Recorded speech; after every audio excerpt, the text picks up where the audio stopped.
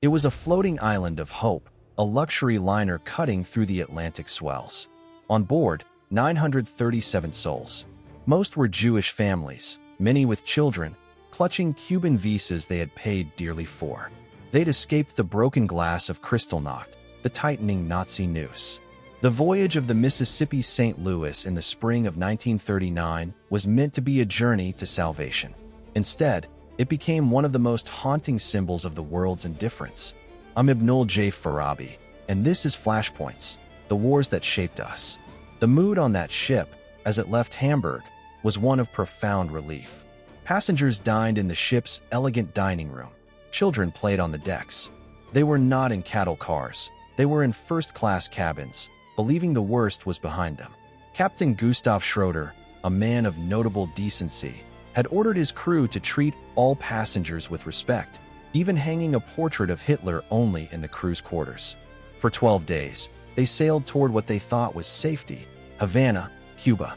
But the world they were sailing into was a world of quotas, xenophobia, and bureaucratic cruelty. While they were at sea, the political climate in Cuba soured. Pressured by growing anti-immigrant sentiment and false propaganda, the Cuban government invalidated almost all of their landing certificates. When the St. Louis sailed into Havana Harbor on May 27th, only 28 passengers were allowed to disembark. For the other 909, the view of the Havana skyline was a taunt. They were so close. For days, the ship sat in the sweltering harbor as desperate negotiations took place. Families sent telegrams to President Roosevelt. They were ignored. The U.S. Coast Guard even dispatched ships to ensure the St. Louis couldn't approach the Florida coast. The message was clear: you are not welcome here. So Captain Schroeder, with a heavy heart, turned the ship north, then east, back toward Europe. This is the most chilling part of the story. The ship became a ghost ship, sailing in circles in the Atlantic as the captain pleaded with country after country. The passengers held a suicide watch. The despair was absolute. They were not just being turned away, they were being returned to the continent that was building camps for them.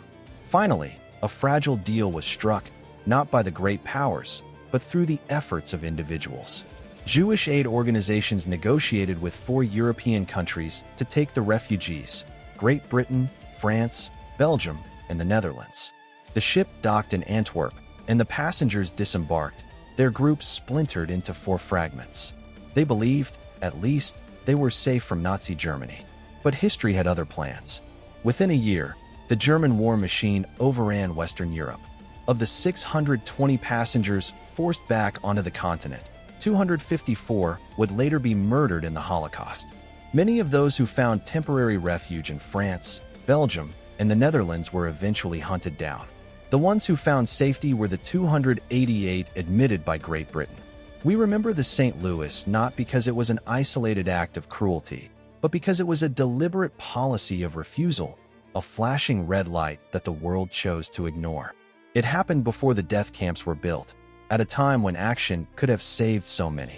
It lays bare the human cost of immigration quotas, of America First policies, of seeing refugees as a problem rather than people. As an immigrant myself, now in New York City, I look at the photographs of those families on the deck of the St. Louis, and I see my own parents' hopes, my own journey.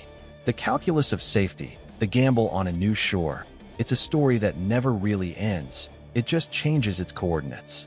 The St. Louis is a monument to that moment when the door was slammed shut.